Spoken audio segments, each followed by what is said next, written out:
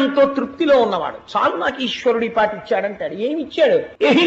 ఏమీ లేకపోయినా నాకు అన్నీ ఉన్నాయని తృప్తి పడిపోతాడు. నాకు ఈశ్వరుడు ఇది ఇవ్వలేదు అని అనడము తెలియని వాడు, అంతటి మహాభక్తుడు. కాబట్టి తనంత తాను ఒక కాసు దొరికిందనుకోండి, 10,000 రూపాయలు ఈశ్వరుడు ఇచ్చినట్టుగా తృప్తి పడిపోయి దానితోనే ఉన్న దానితో భార్యా బిడ్డల్ని పోషించుకుంటూ పరమ తృప్తితో జీవితాన్ని గడుపుకున్నటువంటి బ్రహ్మజ్ఞాని, మహాభక్తుడు, గోవింద సఖుడు, మహానుభావుడు కుచేలుడు.